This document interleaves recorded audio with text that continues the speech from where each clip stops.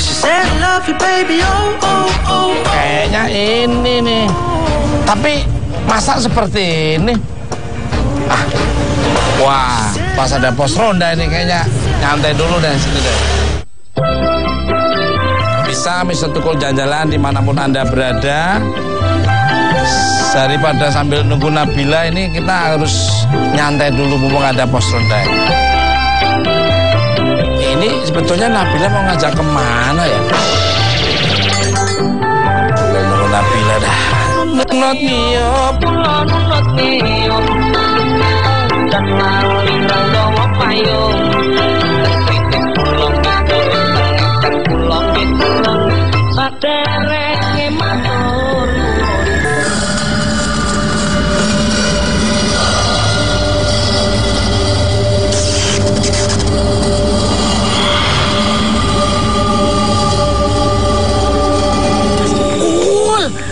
Bangun, Mas Tukul.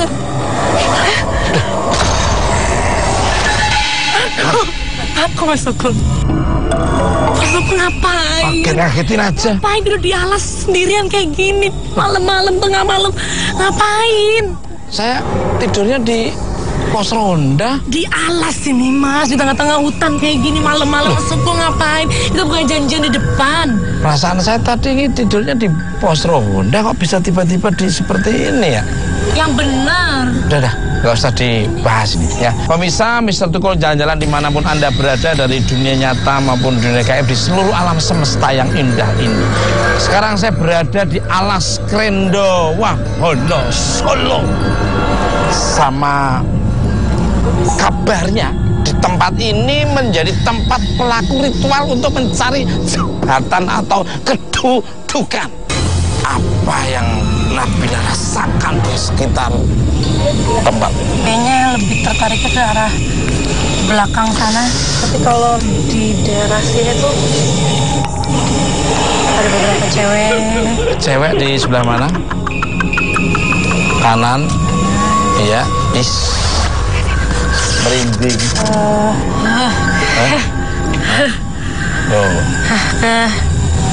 Kuat banget energinya Mas. Tapi di belakang sana ada keramaian apa? Ya. Yang lebih kuat sih ke sana. Ya.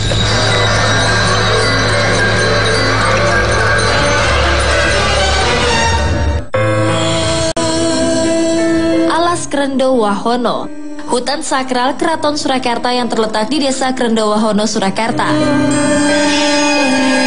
Dahulu tempat ini dikenal sebagai hutan angker. Siapapun yang berani masuk dan melewati hutan ini pasti tidak akan pernah kembali, termasuk para tentara Belanda. Oleh karena itu, tempat ini sering dijadikan persembunyian dan tempat menyusun strategi penyerangan terhadap penjajah Belanda. Bahkan Pangeran Diponegoro pun sering melakukan perundingan dengan pihak Keraton Surakarta di tempat ini. Alas Krendowahono pun dipercaya warga Solo sebagai tempat bersemayamnya Eyang Betari Durga. Konon bila dilihat dari dimensi alam lain, Alas Krendowahono merupakan kerajaan dengan pemerintahan yang telah tertata rapi. Sehingga setiap tahun di hutan ini Keraton Kasunanan Surakarta melakukan ritual sakral Mahesa Lawung pada saat puncak perayaan Sekaten. Menurut tradisi leluhur, ritual ini merupakan bentuk persembahan pada Batari Durga yang diyakini sebagai pelindung gaib Keraton Surakarta di bagian utara. Ritual sendiri dilakukan untuk mendapatkan keselamatan dan keamanan keraton khususnya, serta bangsa Indonesia pada umumnya. Mitos gaib yang menyelimuti tempat ini selama bertahun-tahun membuat banyak orang datang ke Alas Krendowahono untuk melakukan ritual dengan tujuan mencari keberkahan, jabatan, dan juga jodoh. Ya biasanya itu ya kalau ada orang yang mau hajatan biasanya bawa sesaji ke sini. Ya biasanya ada sesuatu yang nggak baik yang terjadi di tempat yang punya hajat gitu. Mau minta ibaratnya harta benda atau apa ya, pangkat, derajat pangkat itu mungkin bisa gitu loh.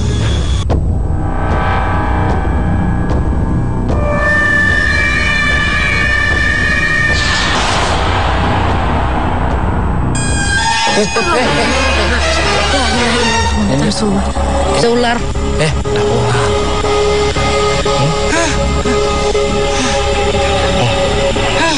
Ular. Ahmad, mana Ahmad? Ini melihat sosok ular katanya Mas Ahmad. Iya. Udah mana Mas Ahmad? Lari ke sana.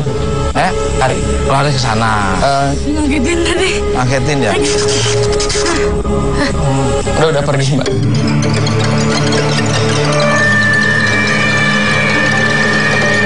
Kanan kiri kanan ada apa, Mat? Ada ini sosoknya besar, Mas Tukul. Oh, berarti bener apa yang dikatakan? Ini kayak kalau dibilang sih kayak rajanya Genderuwo gitu. Oh, rajanya Genderuwo. Ini ya lebih tebal, maksudnya bulu-bulunya lebih tebal. Apa? Nabila apa? Lihat apa Nabila? Banyak banget. Justru mereka malah nyambut Mas Tukul. Banyak banget.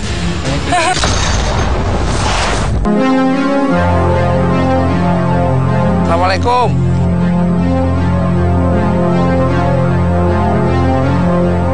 Sebenarnya di dalam alas Krendo Wahono ini ada tempat ritual apa ini Pak Darso? Pertama itu Maisolawung dari keraton. Di keraton Solo. Oh iya. Kalau dari keraton itu setahun sekali. Setahun sekali. Ada cerita mitos tentang tempat ritual di dalam nggak ini? Haji Pamoso itu dari kerajaan Pengging Widya Radio yang sekarang Prambanan itu kan kalah perang dengan seorang raksasa dari Mantoko. Lantas sang patih yang namanya Karawu itu adalah raja kan Genderuwo itu. Terus itu bilang sama sang Haji Pamoso tadi, Ratu Pengging Widya Radio tadi, beliau akan menang perang apabila minta bantuan kepada Sang Hyang Benar Durga yang berada di alas Krendo Wahono itu. Itu yang jalan siapa itu? Udah mau main deket Bang. Itu ada yang jalan nih. Sudah ditanya terus ya kalau minta bantuan Durno dia itu tadi nyembelih kebo itu tadi setiap tahun hingga sekarang keraton itu mengadakan ritual setahun sekali. Pak Darsono mohon izin boleh masuk. Monggo.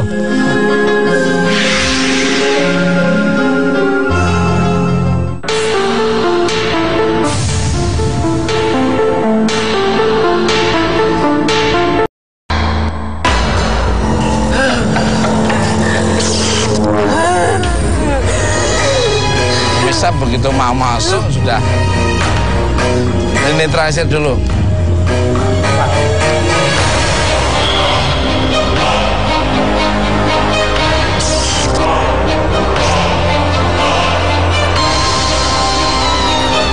Nabila katanya ada yang marah. Itu siapa?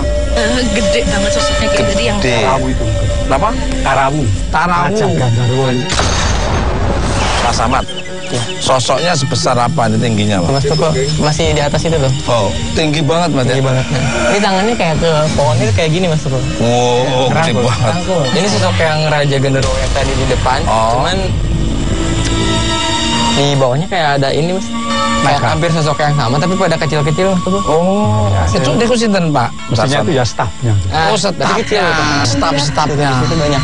Ritual Mahesa Lawung niku tiap tahun diadakan Keraton Surakarta untuk tujuan apa nih Pak? Pertama keselamatan negara kerajaan Surakarta Dilihat khususnya dan umumnya ya negara Republik Indonesia.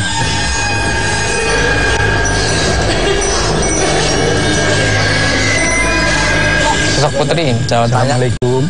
Sinten asmanipun? Pinter nyinden. Asmanipun? Nyuwun pangapunten asmanipun sinten? Kanjeng Ratu. Kanjeng Ratu sinten ini? Nabila Gomez tiba-tiba dirasuki oleh sosok dayang-dayang yang menyambut kedatangan tim Mr. Tukul ke dalam alas Krendo Wahono. Ada satu juga yang menari di sana. Seperti ada berkaitan. Oh, ada hubungan dia di sana ada yang nari, sini ada yang nari, ada dua Pak. Rambutnya kayak apa ya? Kayak seperti ada di sini. Iya. Apa ya? Kayak orang India gitu sih. Kayak ini. Terus pakai Kemben. apa? Kemben. Terus tapi ada kayak selendang. Oh, tari penyambutan. Makasih ya udah nyambut kita. Ya. Assalamualaikum.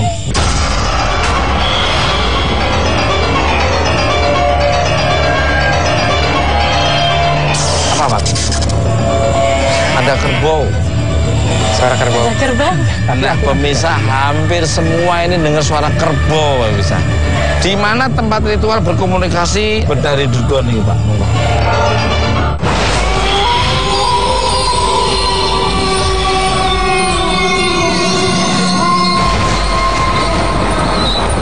Pemirsa, Mr. Tukul jalan-jalan dimanapun Anda berada dari dunia nyata maupun dunia gaib di seluruh alam semesta yang indah ini.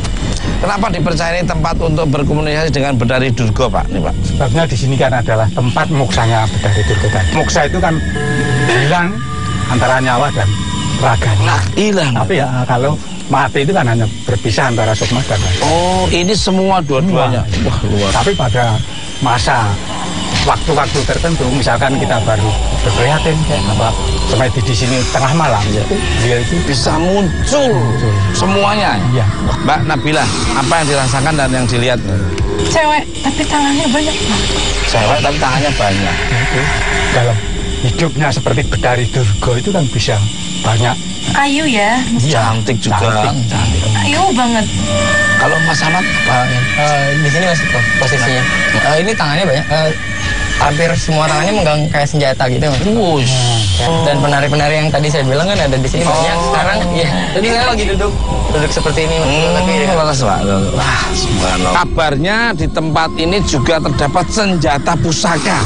Ada senjata apa saja? Kalau di sini senjata Nogosostro Sapu Nada, wah, lantas sengkelat, ya, lantas segala seperti apa permata itu banyak di sini. Di sini? Ya.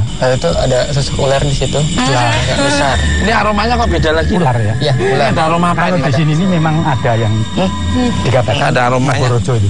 Nogorojo itu raja daripada ular naga. Oh, Ini, kalau ini aroma apa nih? Raja ular naga katanya. Nah, Mas Ahmad, sekarang Mas Ahmad mediasi dengan energi yang dominan di sini. Monggo.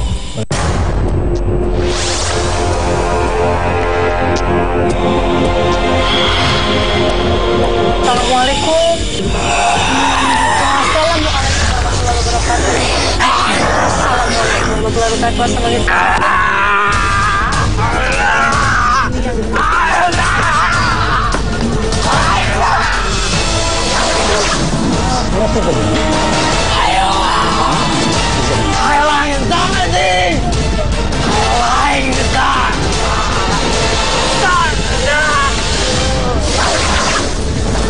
Mengganggu, Mbak. Boten ganggu. Boten ganggu. Assalamualaikum.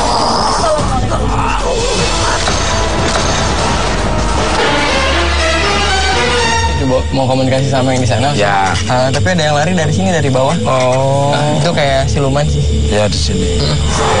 Dikubur di sini Pak, kepalanya. Dia seperti makan itunya masuk ke kepalanya itu. Oh. Dia tahu ada makanannya di sini langsung.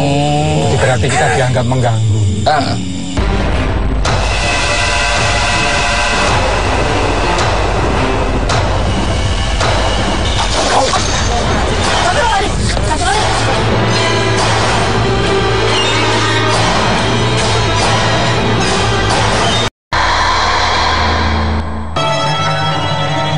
Tak jauh dari singgasana Betari Durga terdapat tempat pertapaan Sri Susuhunan Pakubuwono ke-6. Disinilah tempat beliau menenangkan diri serta menyusun strategi untuk melawan penjajah Belanda. Tidak sendiri, bersama Pangeran Diponegoro dan pasukannya pernah bersembunyi di tempat ini saat sedang dikejar oleh serdadu Nederland. Di sini pun terdapat sumber mata air yang terkenal bisa menyembuhkan berbagai penyakit ganas. Menurut pengunjung, tempat ini masih dijaga oleh sosok kakek tua baik hati yang sampai sekarang masih melakukan meditasi. Bahkan tak sedikit orang yang ke ruangan ini untuk bisa mendapatkan benda pusaka peninggalan leluhur terdahulu.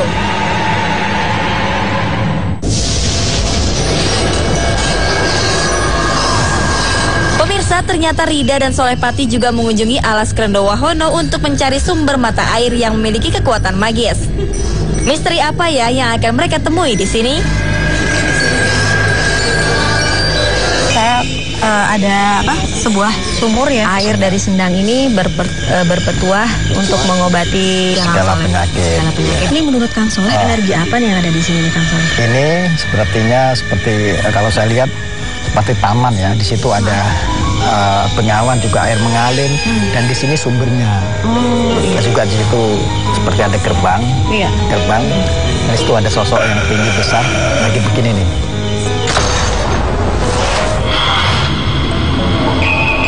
Ini memang tempat ritual saya lihat. Ini banyak sekali ya di media-media untuk melakukan ritual di sini. Apa yang dirasakan Farida? Saya lihat residual energi dulunya di sini ya, Kang Soleh. Saya sempat melihat ada sosok yang melakukan laku tapa ya. Benar. Persisnya di pohon ini laki-laki dengan sendirinya seperti mungkin karena dia lama bertapa jadi jambangnya dan kumisnya dan rambutnya tumbuhnya seperti sendiri. Tumbuh dengan sendirinya seperti sampai nggak terurus gitu ya, nggak terurus. Sampai nggak terurus. Di depannya itu memang keluar mata air mungkin seperti ini. Tadi kayaknya nggak ada. Kok ada orang sih?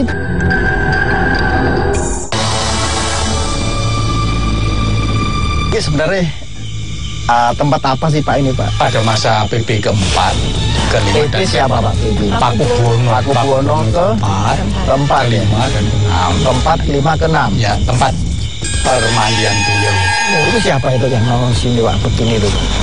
Pakubuwono keempat. Kayak ini ya? Ya. Mahkota gitu ya. Sering menampakkan diri pada saat-saat ada ritual. Dan memang ini airnya ini berpetuah ya Pak ya? Airnya ini air berkah, jadi misalkan seperti kita kayak sampai umur laki-laki atau perempuan sampai umur sudah begitu belum ada jodoh ini mandi di sini. Itu mandinya sekali tiap malam tertentu atau memang itu setiap hari atau tinggal kepercayaan. Ada yang selama 7 malam berturut-turut, tapi ada sekali juga Jadi suara itu ketika si kita cerita mandi berturut-turut dipahami sama beliau.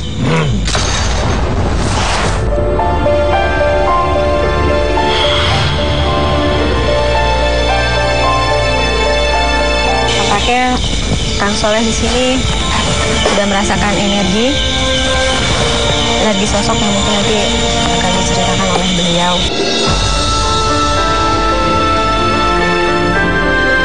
Kalau saya sih masih merasakan soal keberadaan Prabu tadi ya, seperti Prabu sih karena ini mahkotanya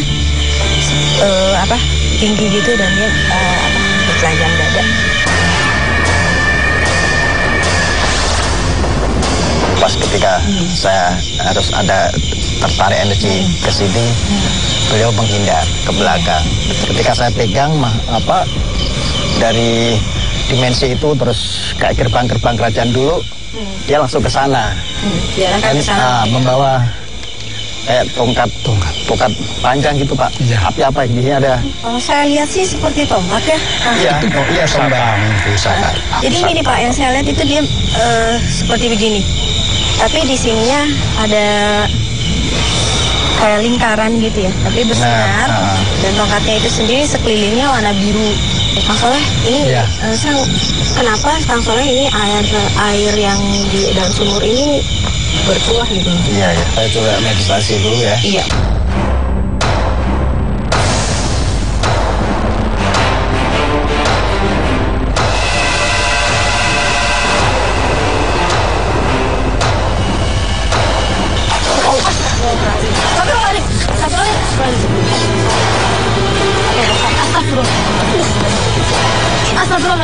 Tolong.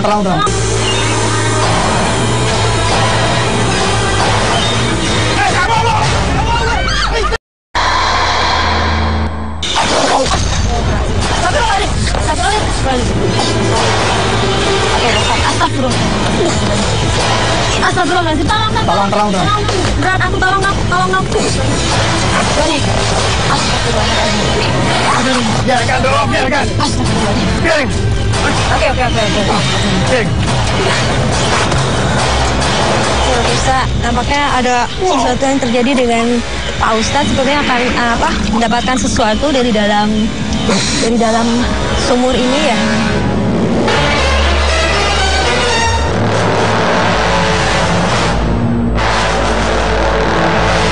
Kenapa air ini bertuah?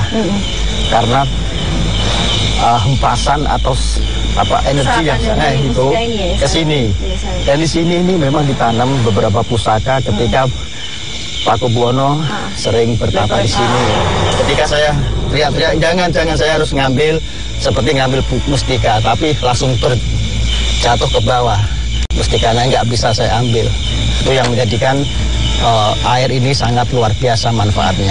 Oh, jujur saya melihat ada sesuatu terpancar dari sini, Pak. Dari bawah ya. Terpancar sinar ya. Sinar ke atas. Sinar biru tapi kehijauan gitu. Saya pikir Pak Ustadz akan mendapatkan mustika gitu, tapi ternyata emang jauh. Jauh, langsung turun lagi. Makanya saya ambil, nggak ada sama sekali. Terus turun lagi. Saya pasti penasaran, ada air lagi ya selain ini. Di mana itu, Pak? Di Beliklo. Beliklo? Iya. Beliklo. Kita sana yuk. Ini saya tidak ikutin sana.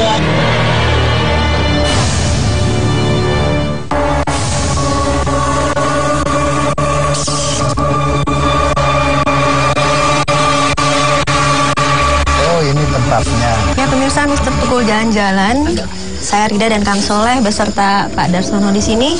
Kita sudah sampai di tempat Beliklo ya, Beliklo, Pak ya. Nah, ini tempat apa sih sebenarnya, Pak Darsono? Ini sebenarnya tempat seperti Sina tadi, tempat bersemedi untuk memohon petunjuk pada yang di sana. Oh iya. Untuk minta ya petunjuk dalam kehidupan dan perjodohan mungkin.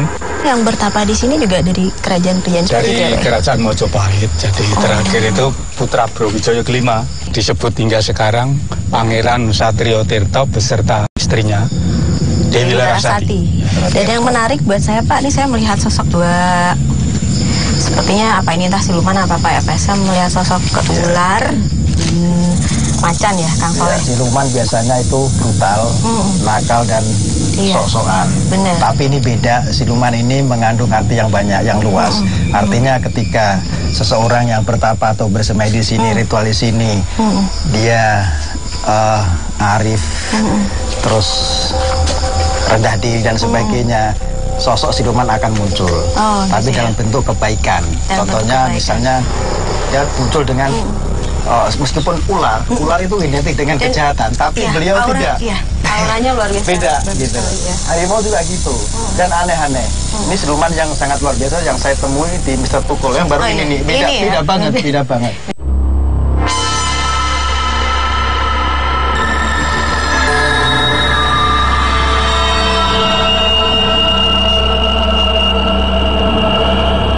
Ini sosok-sosok semua atau energi yang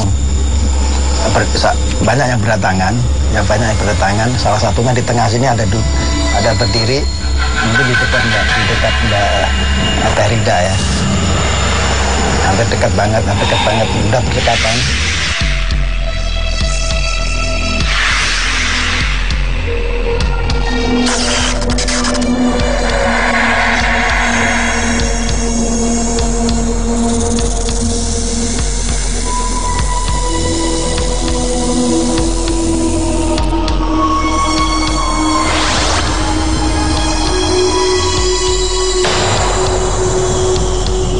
Sosok ular.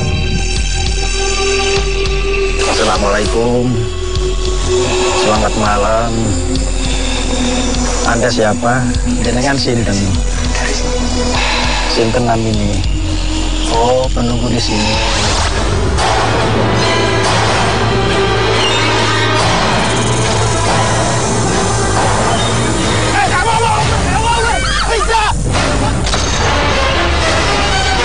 Pemirsa, tiba-tiba Rida menerjunkan badannya ke dalam sumber mata air di tempat ini. Sepertinya area tersebut merupakan tempat tinggal sosok yang merasuki tubuh Rida.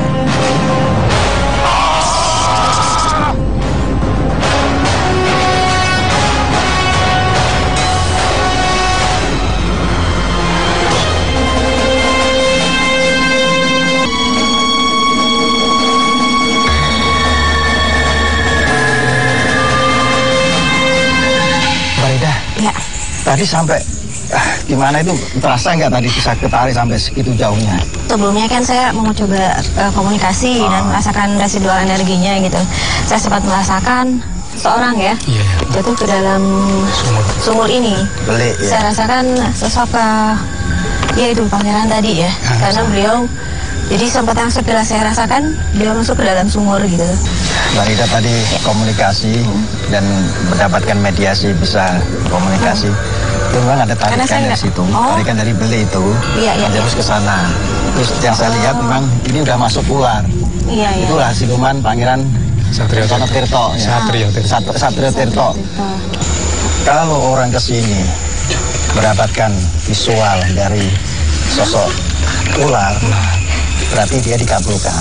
Dan ternyata tadi itu nampak, yang saya lihat nampak ular itu masuk ke situ dan menarik Mbak Rida. Saking kencengnya Mbak Rida tertarik. Pokoknya saya lihat pemirsa itu bermahkota, tapi ketika dia menampakkan dengan jeleknya dia punya tanduk. Tapi tadi nggak ada tanduknya. Kalau saya lihat sih Pak ya, ini seperti pintu ya, Kang Soleh. Iya. Jadi pintu mungkin ke gerbang sana. Benar. Kang Soleh, katanya sih kalau aku dengar kabarnya ya, di daerah sini juga ada lagi tuh mata air berputar. Oh iya, saya ingat. Yeah. Di Boyolali masih ada itu.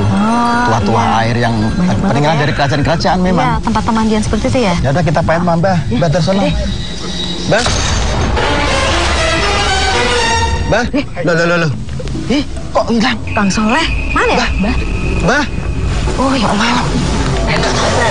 Gimana nih? Ya udah kita lanjut aja. Ada. Uang dompet.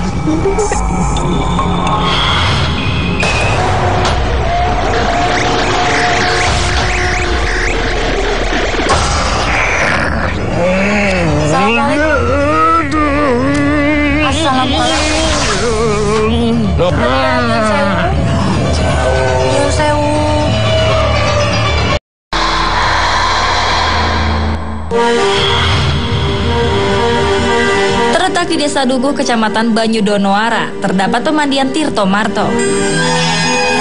Dahulu ini digunakan sebagai tempat pemandian Pakubuwono X beserta keluarga dan kerabat keraton. Di sini terdapat 3 umbul atau sumber mata air yang memancar dari permukaan tanah hingga menjadi sebuah kolam atau telaga. Yang pertama adalah Umbul Dudo. Dalam bahasa Jawa berarti tidak mempunyai istri. Karena saat umbul ini ditemukan sudah ditempati oleh kura-kura besar berkelamin jantan tanpa pasangan. Yang kedua adalah Umbul Temanten. Dahulu di sini terdapat 2 umbul yang mempunyai legenda tentang sepasang laki-laki dan perempuan yang tenggelam di kolam dan tidak pernah muncul lagi ke permukaan. Sejak itu secara gaib Pakubuwono X menjadikan satu kedua umbul yang terpisah agar sepasang sejoli tersebut bisa bersatu kembali. Yang ketiga adalah Umbul Ngabean. Ini merupakan tempat utama keluarga kerajaan untuk mandi dan mensucikan diri. Menurut cerita warga, di umbul inilah seringkali dilakukan ritual kumkum bersemedi di dalam kolam yang dilakukan setiap hari keramat. Ritual ini dipercaya mampu mengabulkan permintaan pelaku kumkum karena diyakini di Umbul Ngabean ini terdapat energi kuat sebagai penjaga. Sekitar jam 5:30 Mas. Itu kan ada sesosok, entah itu manusia apa bukan, tapi kan sepertinya hitam gelap gitu. Itu berenang di dalam kolam. Warnanya hitam, terus di sebelah kanan kiri ombaknya besar. Saya kan sedang jaga malam di tempat ini. Terus ada sesosok manusia perempuan tua sekali, entah udah rambutnya riap-riap itu, pakai apa itu teken ya. Itu kan berjalan masuk ke depan pintu. Kalau tahu-tahu ya udah tembus saja hilang. Sama saya cuma senyum saja gitu terus masuk ke dalam.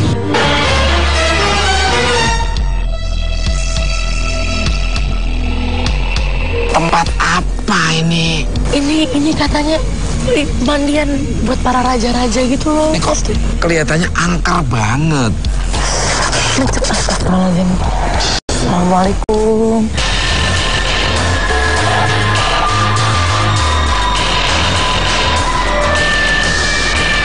Pemirsa, Mr. Tukul dimanapun Anda berada. Sekarang saya berada di pemandian Tirto Marto Pengging Boyolali.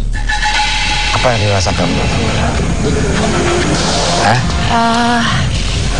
Di sini emang tempatnya para pemandian raja-raja kan Mas. Jadi kalau selama ini sih aku lihat mereka cuma berdiri sesosoknya pada tegap-tegap, terus kayak ada beberapa pasukan gitu yang cuma ngeliat kita datang.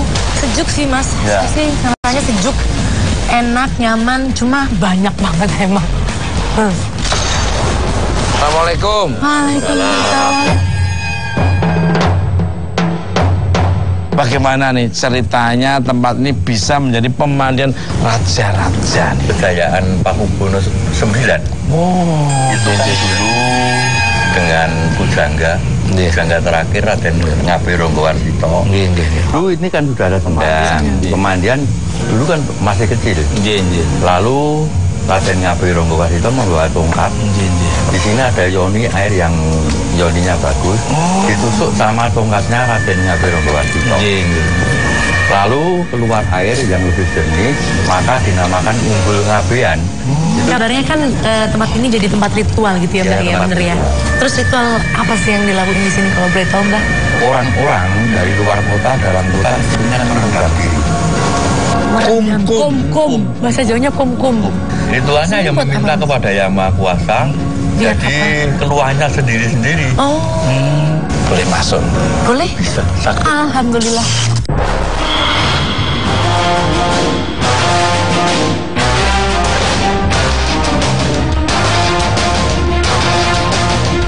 Pernah terjadi apa di sini nih, Mbak? Waktu mau kembali keluar di sini itu di tengah sama saya kelihatannya kata ada ular yang besar. Ini Mbak Nabila kenapa ini? Loh.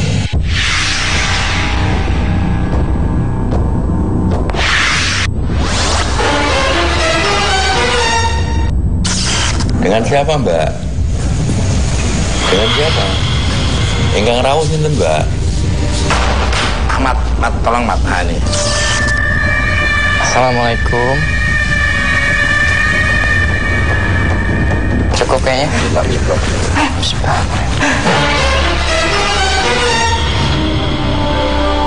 Nabila, tadi apa yang dirasakan Mbak Nabila? Udah ngeliatin emang cewek-cewek gitu ya. Iya. Karena dia mungkin mengagumi sesosok raja-raja yang di sini. Terus juga dia sih seneng gitu kayaknya. Seneng aja. Ini tempat saya. Ini pemandian saya. Saya suka kebersihan di sini.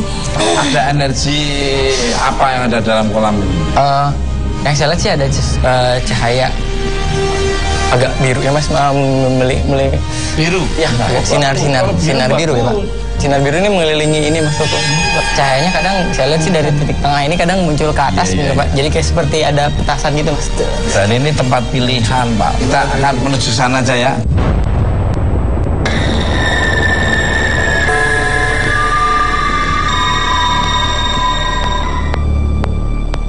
Proses ritualnya, kungkumnya seperti apa nih Mbah Mengkung? Pelaku ritual ya di sini tuh kalau sini ya itu sugesti, ada yang membakar yuswa sama bunga, taruh di sini lalu turun merendam diri. Jadi merendam diri itu hanya ada yang 1 menit, ada yang 5 menit, ada yang 1 jam. Sebelum prosesi kungkum, kabarnya pelaku ritual ada yang melakukan semedi. Oh ya, itu kalau mau merendam diri kungkum di sini biasanya orang itu kan berdoa dulu di atas. Setelah berdoa lalu baru turun ke air. Oke. Gimana tempatnya? Gitu terus. Mister Tukul jalan.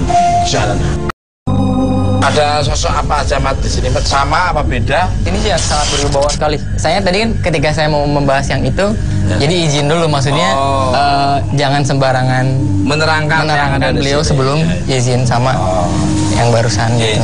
Raden Ngabei Ronggowarsito. Raden Ngabei Ronggowarsito. Pujangga Pakubuwono IX. Orangnya putih, berjenggot putih. Iya. Pakai sorban biasa. Tempat apanya kungkum gimana? Kungkumnya ya masuk di sini, situ kan ada tangga. Oh, situ ada tangga, ada tangga. Jadi masuk ke dalam air. Boleh izin sana, Mbak? Ya. Monggo, silakan.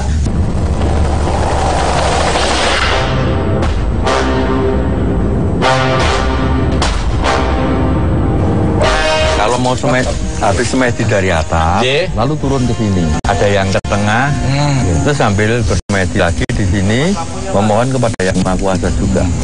Jadi duanya kan masing-masing kepercayaan.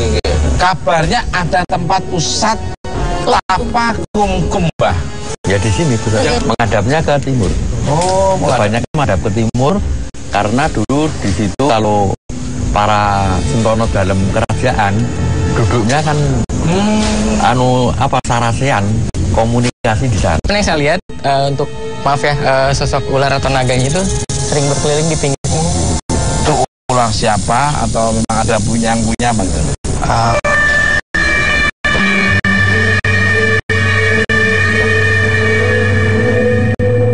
Untuk yang dua tadi memang menjaga wilayah sini Mas Tukul.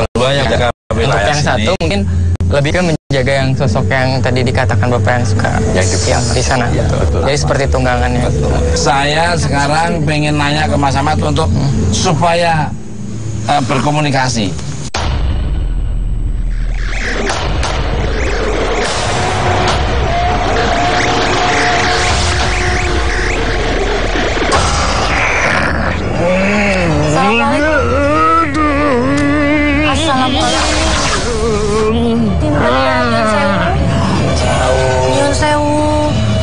Raden Sinten. Kalau Raden Sinten? Raden Arya Kusumo. Oh, Raden Arya Kusumo. Sinten niku?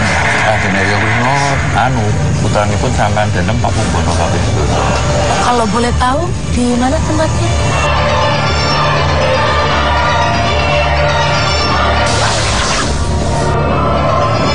Kenapa di sini?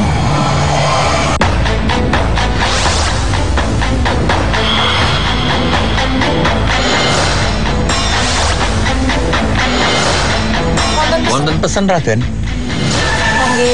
Kangge putra wayang. Oh, termulut kesucian hati. Matur nuwun sangat Raden. Matur sembah nuwun sangat. Kami tidak mengganggu bersilaturahmi. Assalamualaikum.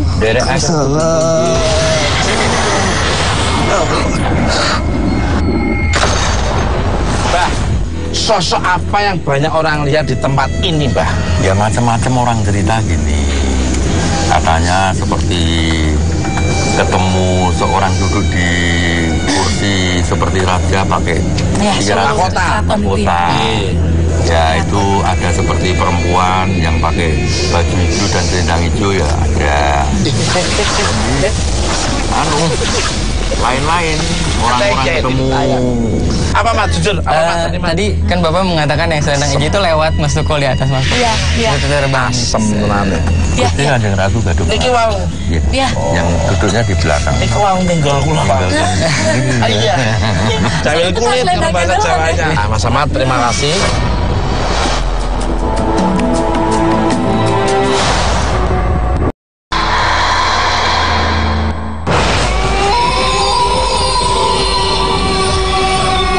Lagi-lagi Rida dan Solepati berselisih jalan dengan Mr. Tukul. Misteri apa yang mereka coba ungkapkan di pemandian Tirto Marto ini? Ini pemilik yang saya lihat tinggi, orangnya tinggi, pakaiannya kuning.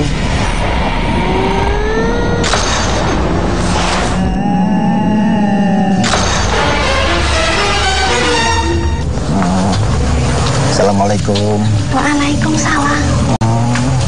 Jenengan sinten amin nih? Ngalang ngasih. Buat pinten tahun nih Nyai tunggu iki. Lami. Oh, pun lami. Tolongnya Bu. Nggih. Udah lama banget. 3000 tahun pemirsa.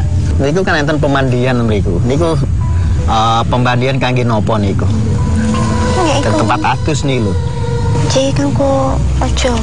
Kanggo nyiram-nyiram niku nggih ben suci nggih. Nggih. Kau niku mau kula ngelai sosok enten kakek-kakek berjenggot. Niku sinten niku?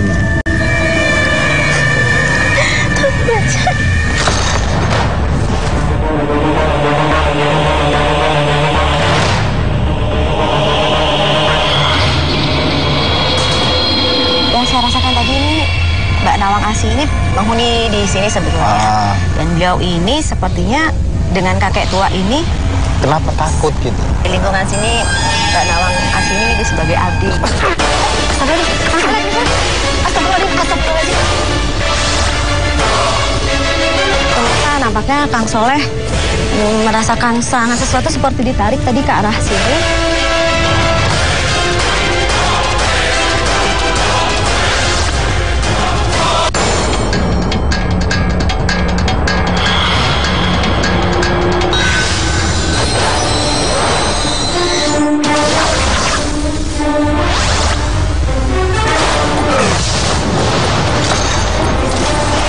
Sepertinya Kang Soleh mendapatkan energi yang tertarik ke arah sana ya. Saya merasakan sekali ada yang ingin tahu ada misteri apa di dalam.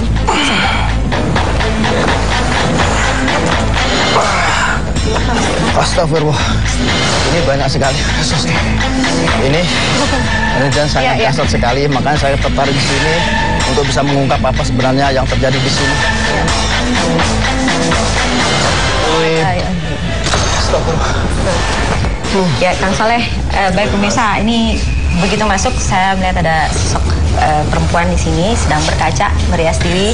Tapi kacanya aneh ya, bukan segi bulat gitu, tapi aneh gitu kayak seperti ada simbol-simbol gitu loh. Simbol seperti ukiran. Oke, Kang Soleh sendiri coba ceritakan apa aja nih Kang Soleh energinya yang terbesar mungkin ya? Iya, saya tertarik di tengah-tengah situ seperti kalau saya lihat bukan cuma pemandian ya, tapi telaga. Banyak sekali perempuannya. Banyak. Cantik-cantik. Pada mandi. Sana ya.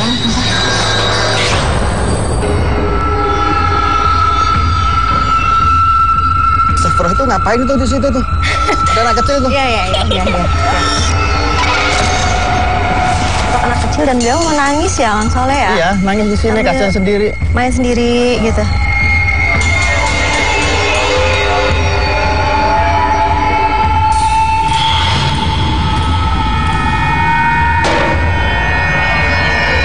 Nangis ya, sedih. Sekitar 3-4-5 tahun, laki-laki.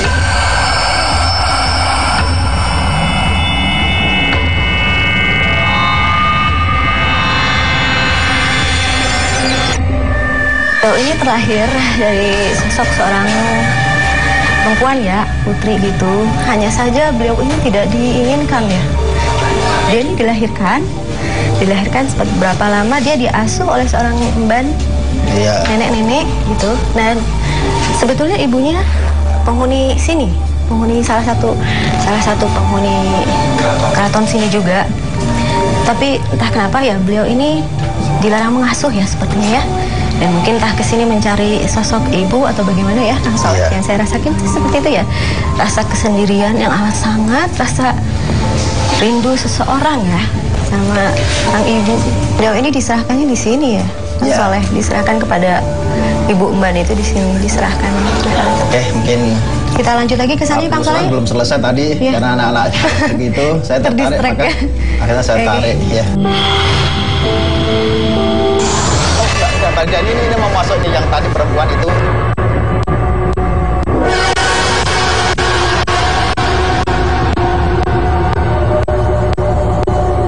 Seperti penari ya. Ini sosok perempuan yang memang punya kisah yang sangat pilu. Assalamualaikum. Nyai. Waalaikumsalam. Namine pun sinten ya? Larasati. Larasati. Dengan tebang kali sosok Yantun yang bermuka berwajah tua, tapi sebenarnya beliau itu seorang pemuda yang sangat gagah dan ganteng. Sopo kowe? Kulo dari Mr. Tukul Jalan-Jalan Nyai. Ingin mengungkap misteri yang ada di sini wonten mriki. Sebenarnya bareng nglurusno niki ceritanipun aslinipun pripun ngoten.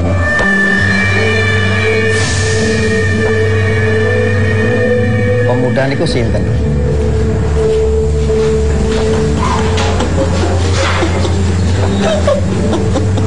Pemuda niku sinten?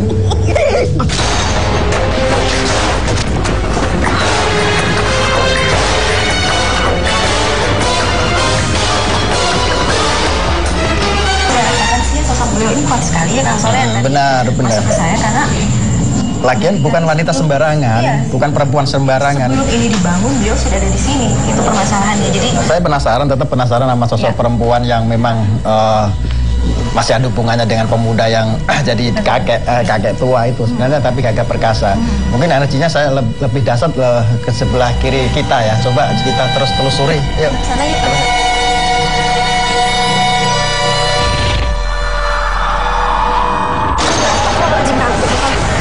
Nah inilah gangguannya luar biasa sekali ada gangguan memang ini sosok pengganggu sebenarnya nenek-nenek yang diceritakan Mbak Rida itu sosok pengganggu seperti ada pelemparan ke kepala khususnya dari atas ke belakang.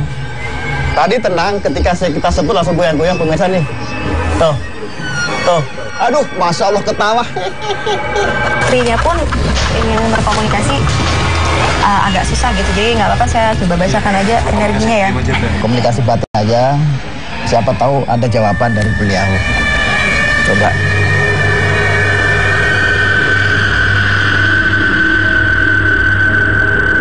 Pada waktu itu di kerajaannya itu diadakan sayembara. Diadakan sayembara kepada si putri ini, barang siapa yang bisa menyembuhkan sang putri, beliau akan dinikahkan.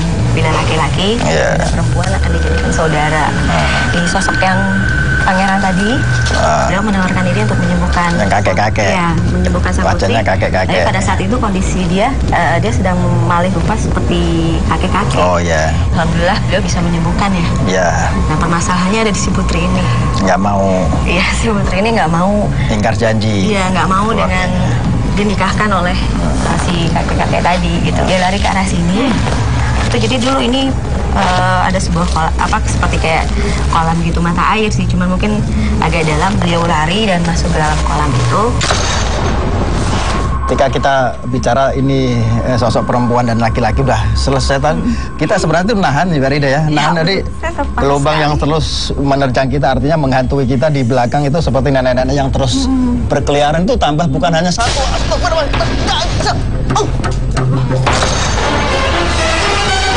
Sebenarnya Umbul Temanten ini ada cerita mitos apa nih Mbah? Dulu seorang raja kejayaan Prabu Brawijaya, Pak Brawijaya yang kelima, itu kan punya anak yang cakep, namanya Dewi Larasati. Atau Dewi Retno Pengasih. Wah, itu kan punya penyakit kulit. Dan dia disembuhkan orang banyak sampai disayembarakan siapa yang bisa menyembuhkan anak saya ambil menantu.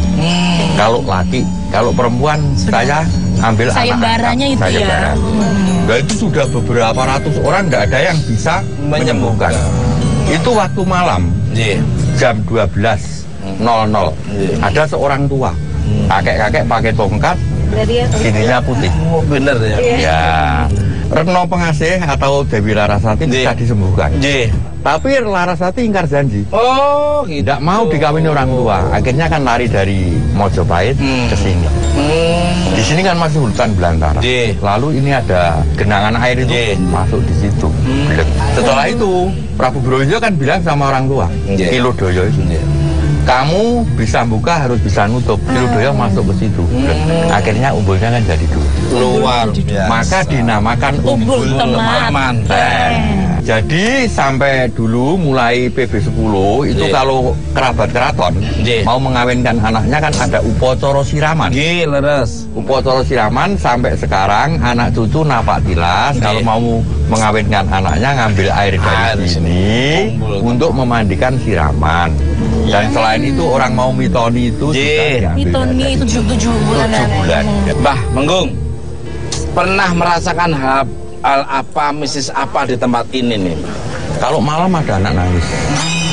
Anak nangis, saya kan dibangunin, saya kan dibangunin sama Mbak Putih. Kalau kesini tidak nangis. Nah, nangis. Saya ke sana nangis lagi. Tapi saya masuk, saya sorot-sorot tidak ada. Pemirsa Mr. Tukul jalan-jalan dimanapun Anda berada, dari dunia nyata maupun dunia gaib, ambil sisi positif dari tontonan Mr. Tukul jalan-jalan. Yang negatif jangan diambil. Kekuatan yang tidak bisa tertandingi ada kekuatan dari Allah Subhanahu wa Ta'ala. Tunggu kehadiran Mr. Tukul di tempat yang lain, pastinya budayanya, wisatanya. Ikuti terus Mr. Tukul jalan.